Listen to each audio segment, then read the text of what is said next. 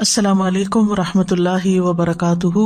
जन्नत के बारे में सूरत काफ में अल्लाह ताला फरमाते हैं, और जन्नत मुत्तकीन के करीब कर दी जाएगी जो कुछ दूर न होगी।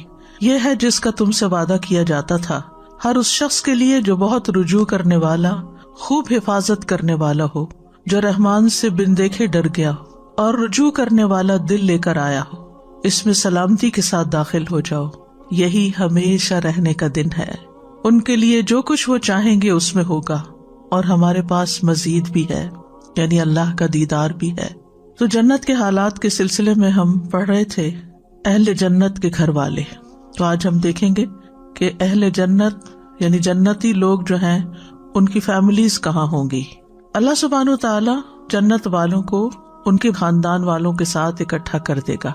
सूरत अर्राद में अल्लाह ताला फरमाते हैं, हमेशगी के बागात जिनमें वो दाखिल होंगे, और उनके बाप दादा और उनकी बीवियों और औलादों में से जो जो नेक हुए वो भी उनके साथ दाखिल होंगे, यानी वो भी उनके साथ ही होंगे।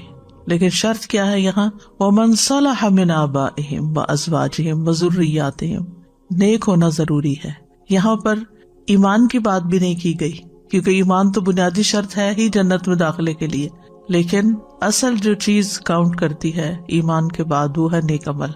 और फरिश्ते हर दरवाजे में से उन पर दाखिल होंगे, उनको वेलकम करने के लिए, उनको खुश करने के लिए, सलाम करने के लिए। इसी तरह सूरत अत-तूर की आयत नंबर 21 से भी पता चलता है कि अहले ईमान अपनी औलाद के साथ मिल जाएंगे, और जो लोग ईमान लाए और उनकी औलाद किसी भी दर्जे के ईमान के साथ उनके पीछे चली, यानी ईमान में अपने बड़ों की पैरवी की, हम उनकी औलाद को उनके साथ मिला देंगे और उनसे उनके अमल में कुछ कमी न करेंगे।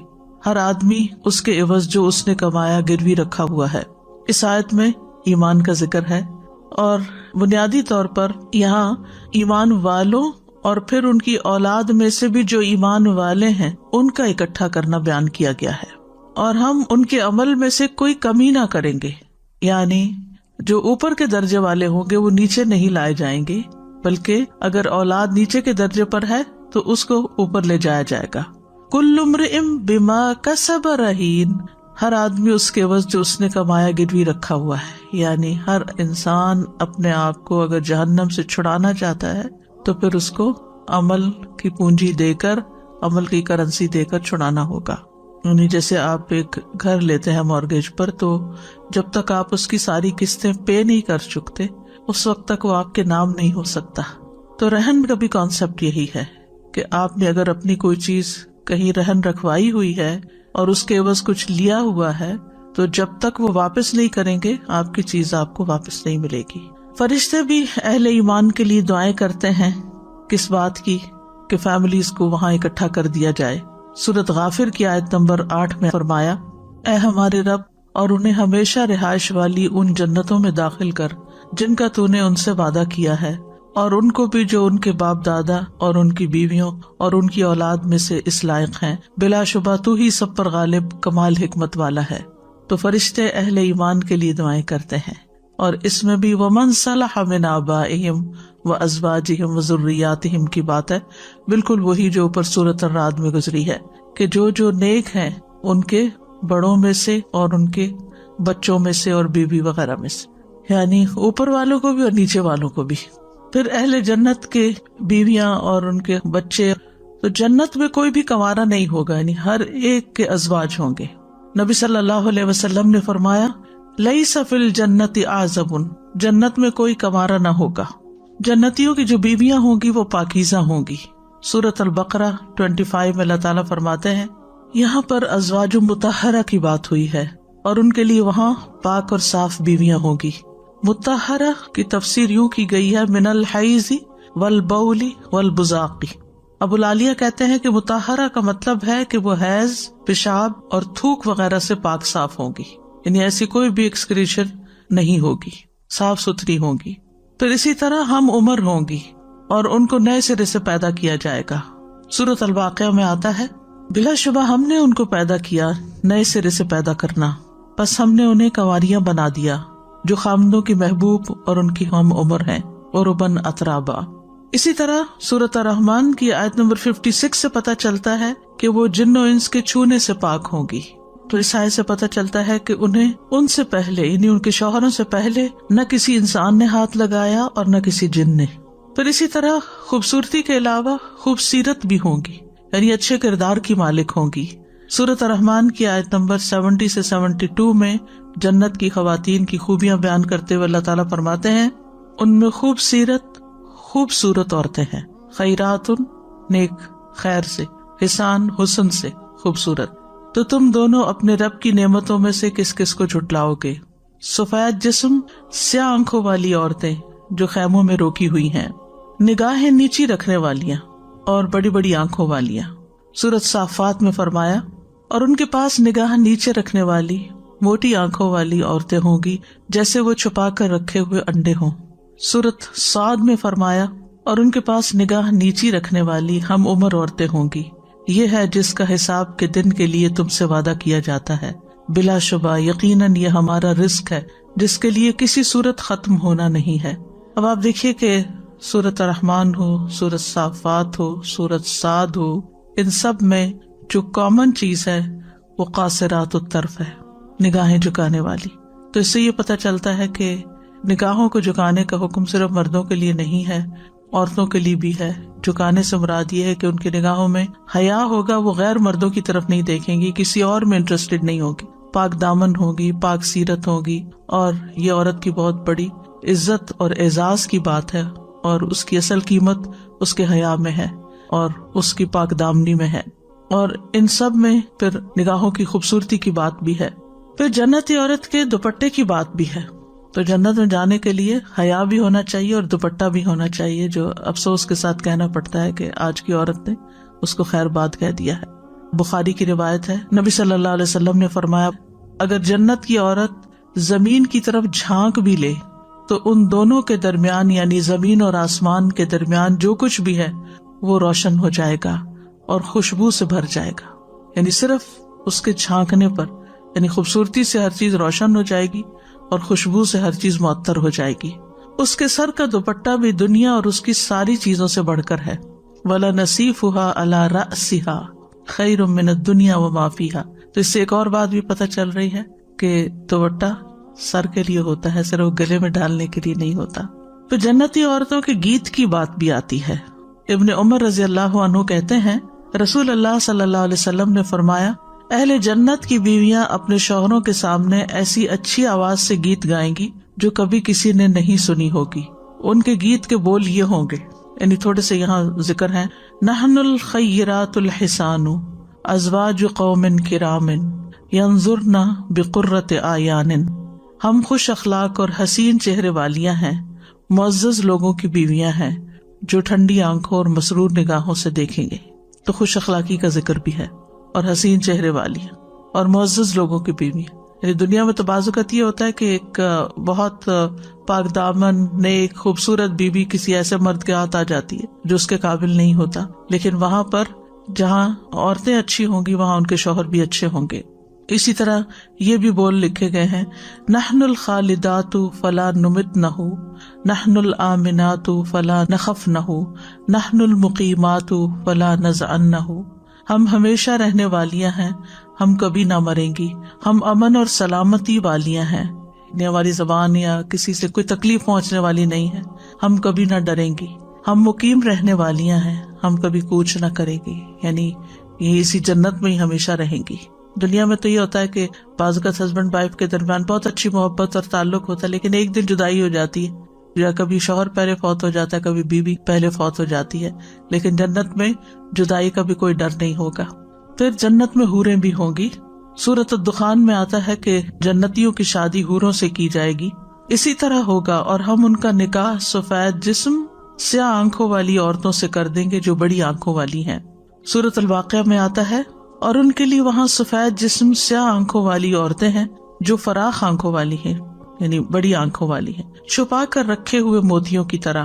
پھر جنت میں حوروں کے لباس کے بارے میں آتا ہے کہ 70 حلے پہنے ہوئے ہوں گی، یعنی ایک کے اوپر ایک لیئر ہوگی. ابن مسعود سے روایت ہے نبی صلی اللہ علیہ وسلم نے فرمایا کہ سب سے پہلا گروہ جو جنت میں داخل ہوگا ان کے چہرے 14ویں رات کے چاند کی طرح روشن ہوں گے. یہ سابقون الاولون مقربون کی بات ہو رہی ہے. دوسرا گروہ جو جنت میں داخل ہوگا ان کے چہرے آسمان پر موجود چمکدار ستاروں میں سب سے خوبصورت رنگ والے ستارے کی مانند ہوں گے. ان میں سے ہر ایک کے لیے 2 بیویاں حور عین سے ہوں گی. ہر بیوی پر 70 ہلے ہوں گے جن کی پنڈلیوں کا گودا ان کے گوشت اور جوڑوں کے پیچھے سے نظر آئے گا. یعنی جسم بھی خاص طرح کے ہوں گے، جیسے سرخ شراب کو سفید بوتل سے دیکھا جا سکتا ہے. اب اصل حقیقت تو اللہ ہی جانتا ہے، بہرحال ڈسکرپشن اس طرح آتی ہے. پھر اہل جنت کے پاس خادم بھی ہوں گے جو ان کی خدمت کریں گے، جو جوان اور پھرتیلے ہوں گے. سورۃ الانسان میں فرمایا، اور ان کی خدمت کے لیے ایسے لڑکے دوڑتے پھر رہے ہوں گے جو ہمیشہ لڑکے ہی رہیں گے. جب تم انہیں دیکھو تو سمجھو کہ وہ بکھرے ہوئے موتی ہیں. یعنی موتیوں کا بکھرنا ایک ایسا حسین منظر ہے کہ جس کا انسان تصور نہیں کر سکتا. پچھلے دنوں کسی نے مجھے ایک ویڈیو بھیجی جس میں ایک شادی میں جو ڈیکوریشن تھی وہ کتنے لاکھ کی تھی؟ 25 لاکھ. اور اس میں کیا تھا کہ فلاورز کی جگہ موتیوں کی لڑیاں ڈیکوریشن کے لیے پورے شانڈلیئرز کے ارد گرد اور آس پاس جو تھی وہ ہر طرف نظر آ رہی تھی. ابن کثیر کہتے ہیں کہ جنت والوں کی خدمت کے لیے نوجوان لڑکے چکر لگائیں گے، یعنی گھومتے پھر رہے ہوں گے ادھر ادھر، اور یہ جنت میں ہی رہنے والے ہوں گے. مخلدون کا لفظ آتا ہے ان کے لیے کہ وہ ایک ہی حالت پر رہیں گے، ہمیشہ لڑکے ہی رہیں گے، ان کی حالت تبدیل نہیں ہوگی. وہ عمر کے جس سال میں ہوں گے اس سے ان کی عمریں زیادہ نہیں ہوگی، یعنی ایجنگ نہیں ہوگی ان پر، کیونکہ جتنے ینگ ہوتے ہیں اتنے پھرتیلے اور بھاگ دوڑ کے اور خوبصورت، اور ان کی ادائیں اور ان کے منظر بھی کچھ اور ہی ہوتے ہیں. اور پھر یہ بکھرے ہوئے موتیوں کی طرح، یعنی اپنے مالک کے یا اپنے آقا کے کام پورے کرنے کے لیے ادھر ادھر بھاگ دوڑ رہے ہوں گے. دور سے یوں لگے گا جیسے موتی بکھر گئے ہوں، کیونکہ ان کے چہرے بہت روشن ہوں گے، ان کے رنگ، کپڑے، زیورات بہت خوبصورت ہوں گے، یعنی سجے بنے ہوں گے وہ بھی. حسبتہم لؤلؤا منثورا، یعنی اس سے زیادہ خوبصورت تشبیہ کوئی نہیں ہو سکتی جو کسی کی نمائندگی کرے. کم درجے والے جنتی کے خادموں کی تعداد کے بارے میں عبداللہ ابن عمر کہتے ہیں کہ کم تر درجہ کا جنتی وہ ہوگا جس کے لیے 1000 خادم بھاگ دوڑ کر رہے ہوں گے. ہر خادم ایسے کام پہ مامور ہوگا جس پر اس کا ساتھی نہ ہوگا. پھر انہوں نے یہ آیت تلاوت فرمائی، اذا رأیتہم حسبتہم لؤلؤا منثورا، جب آپ انہیں دیکھیں گے تو انہیں بکھرے ہوئے موتی خیال کریں گے. تو یہ ادنا درجے کی جنتی کی بات ہے، تو پھر اعلیٰ درجے والوں کا کیا حال ہوگا؟ کیونکہ جنت میں جتنی بھی چیزیں ہوں، نہ وہ اسراف کہلائیں گی اور نہ ہی وہ کسی قسم کی فضول خرچی ہے. ہر انسان کے لیے وہ ہوگا جو وہ چاہے گا. پھر اہل جنت کی گفتگو کیا ہوگی؟ گفتگو کا آغاز، اختتام سلامتی اور رب کی تعریف پر مبنی ہوگی. سورۃ یونس میں فرمایا، ان کی دعا ان میں یہ ہوگی، پاک ہے تو اے اللہ، اور ان کی آپس کی دعا ان باغات میں سلام ہوگی. اور ان کی دعا کا خاتمہ یہ ہوگا کہ سب تعریف اللہ کے لیے ہے جو تمام جہانوں کا پالنے والا ہے.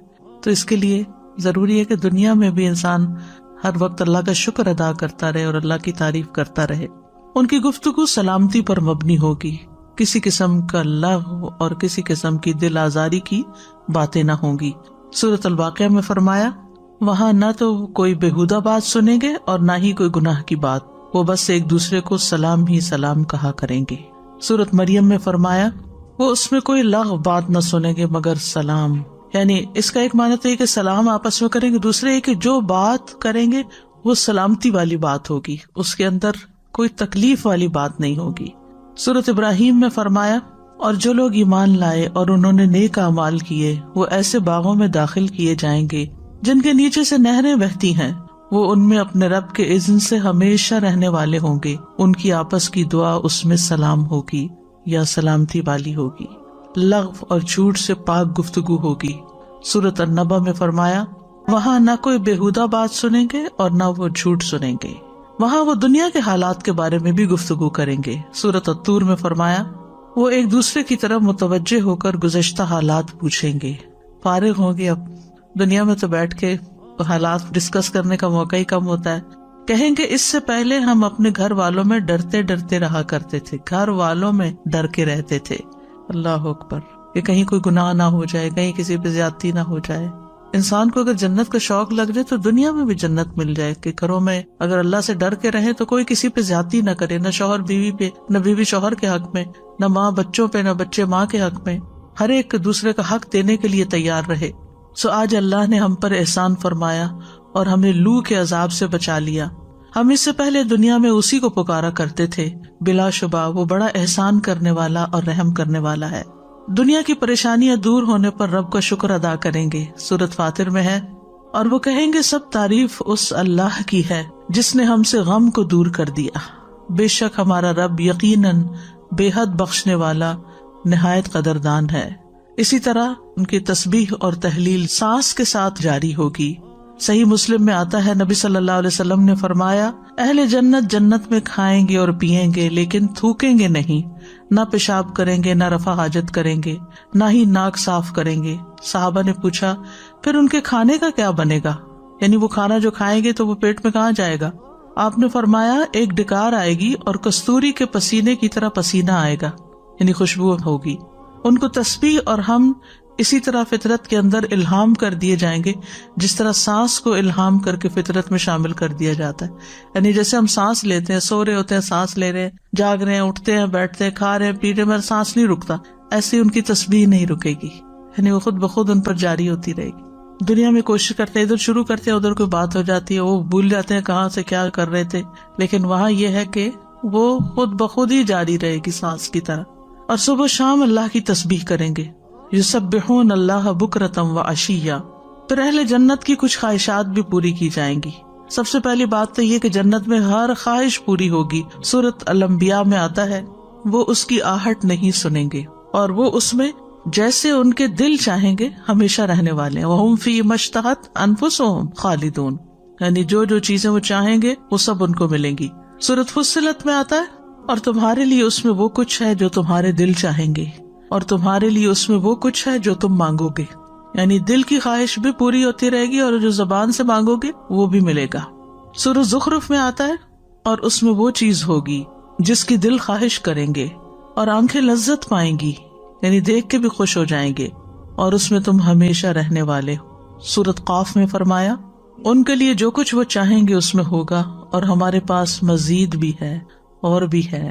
سورۃ یاسین میں فرمایا، ان کے لیے اس میں بہت پھل ہوں گے، اور ان کے لیے اس میں وہ کچھ ہے جو طلب کریں گے۔ سلام اس رب کی طرف سے کہا جائے گا جو بے حد مہربان ہے، سلام قولا من رب الرحیم۔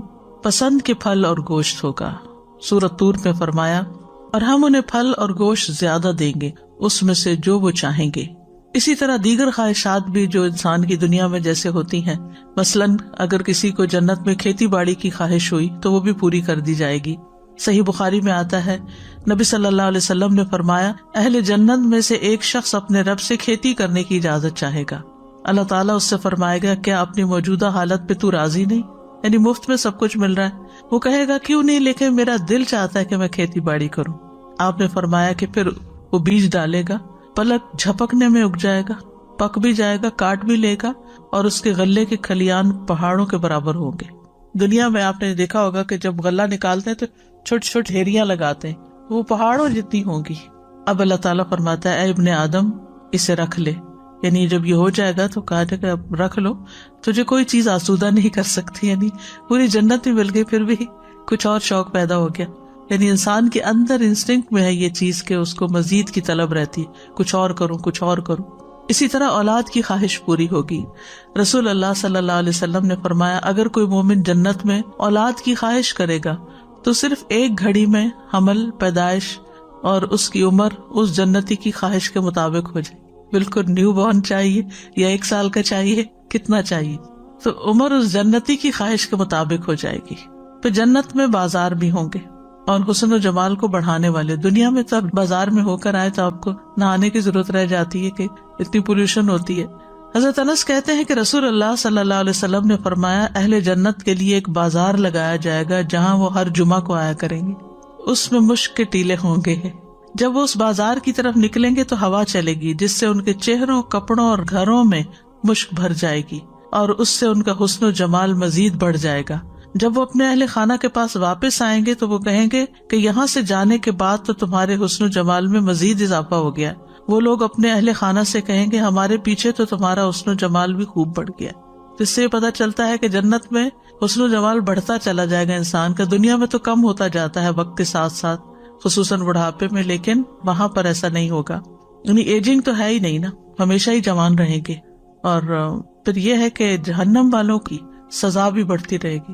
فلن نزیدکم الا عذابا.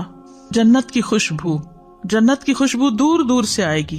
رسول اللہ صلی اللہ علیہ وسلم نے فرمایا بے شک جنت کی خوشبو 500 سال کی مسافت سے بھی پائی جائے گی، یعنی جنت سے باہر نکل رہی ہوگی. لیکن جنت کی خوشبو سے محروم رہنے والے کچھ بد نصیب بھی ہوں گے. ان میں سے ایک مال و متاع حاصل کرنے کے لیے علم حاصل کرنا.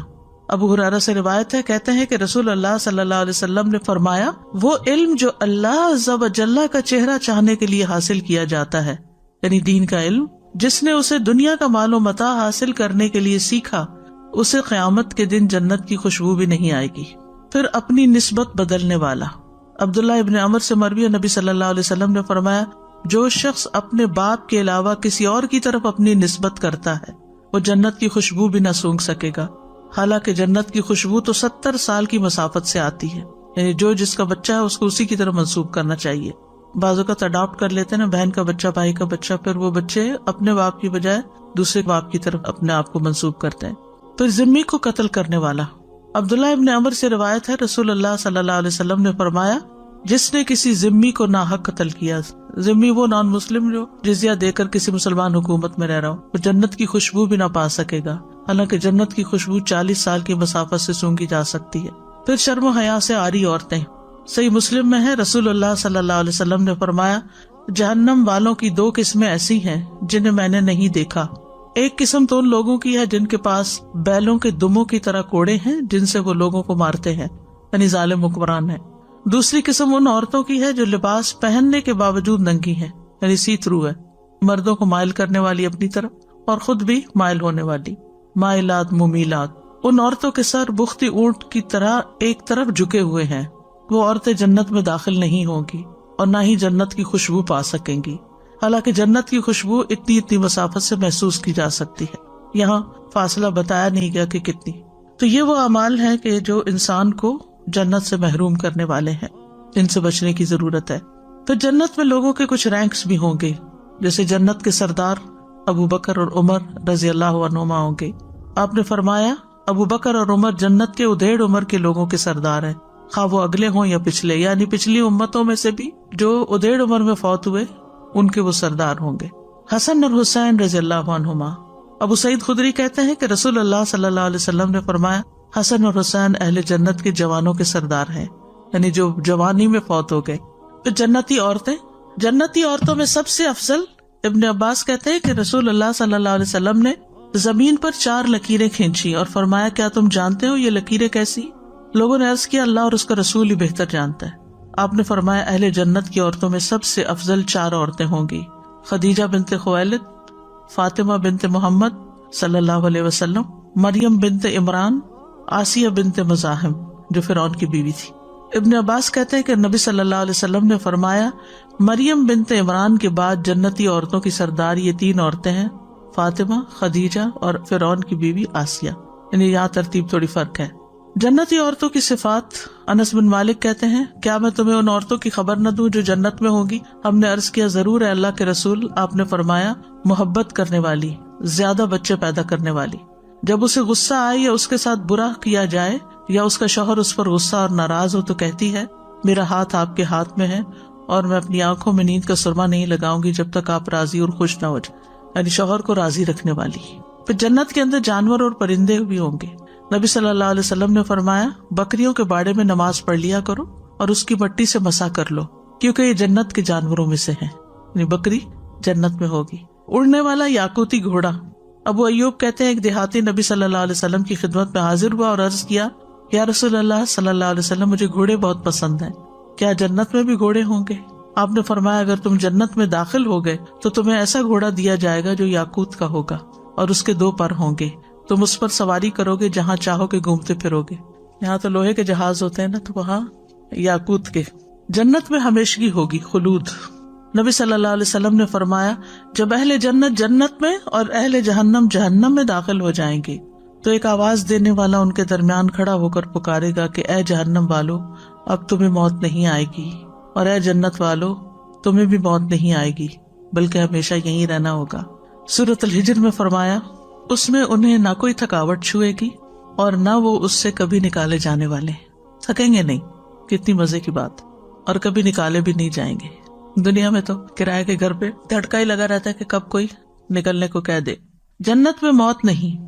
سورۃ الدخان میں فرمایا جنت میں کوئی بیماری، تکلیف اور بڑھاپا نہ آئے گا۔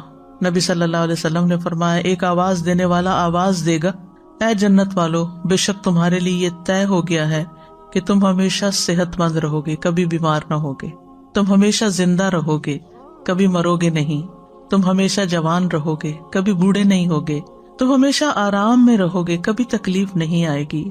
بس اللہ سبحانہ تعالیٰ کا فرمان یہی ہے، وَنُودُوا أَن تِلْكُمُ الْجَنَّةُ أُورِثْتُمُوهَا بِمَا كُنتُمْ تَعْمَلُونَ، اور وہ پکارے جائیں گے کہ یہ جنت ہے جس کے تم وارث بنائے گئے بوجہ اس کے جو تم عمل کرتے تھے۔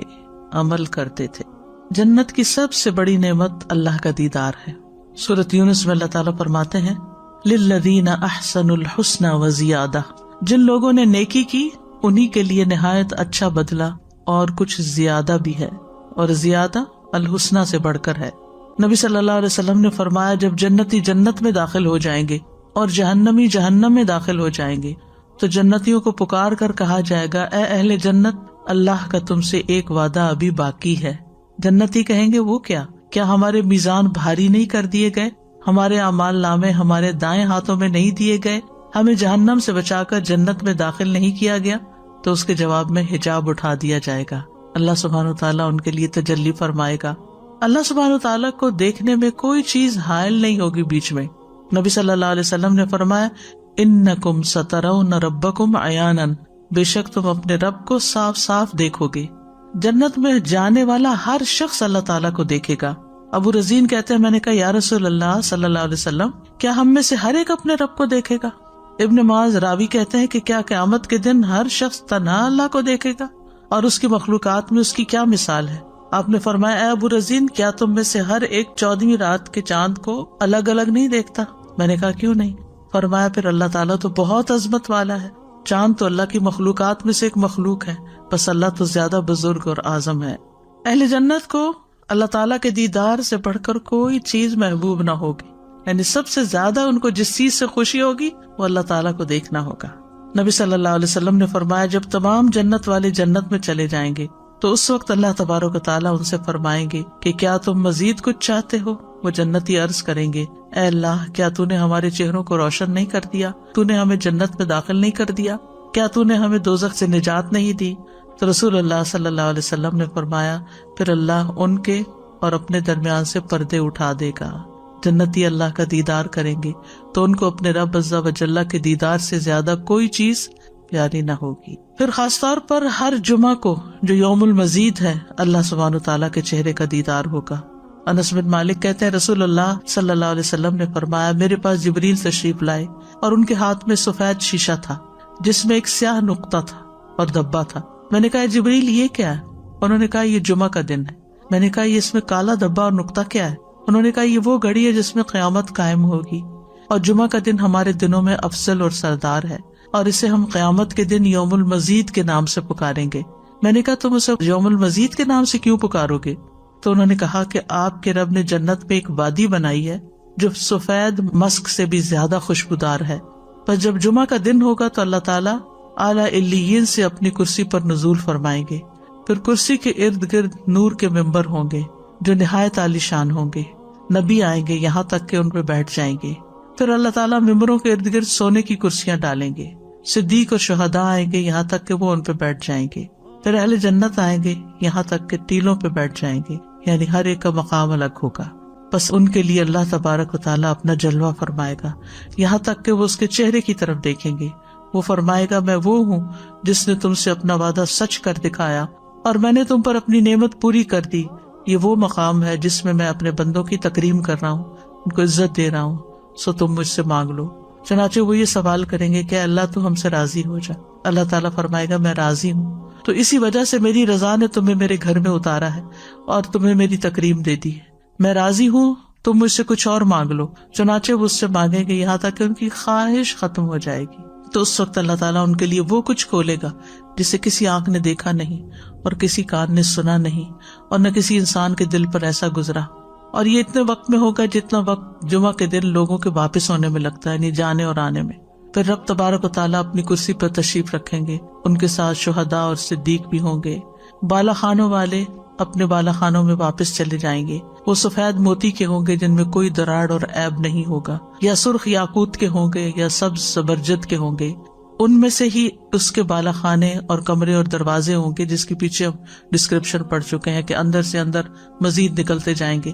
اس میں نہریں ہوں گی، ان میں پھل میوے جھکے ہوئے لٹک رہے ہوں گے. ان میں ان کی بیویاں ہوں گی، ان کے خدمت گزار ہوں گے. وہ جمعہ کی طرف جانے سے بڑھ کر کسی چیز کے محتاج نہیں ہوں گے، اور وہ اس میں مزید کرامات حاصل کر لیں گے. اس میں مزید اللہ تبارک و تعالیٰ کا دیدار حاصل کریں گے.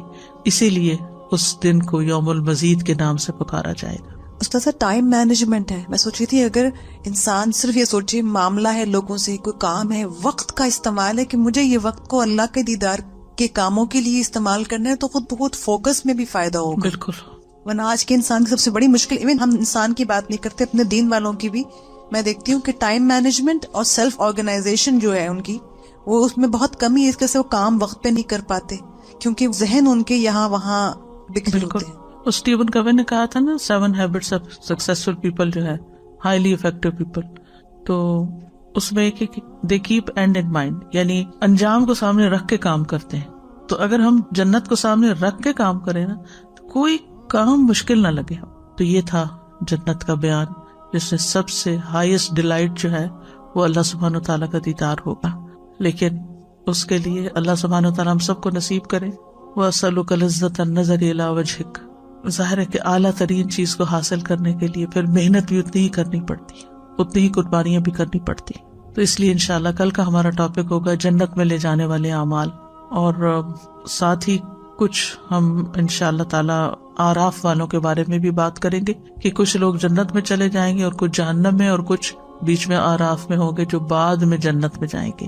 وآخر دعوانا ان الحمد للہ رب العالمین.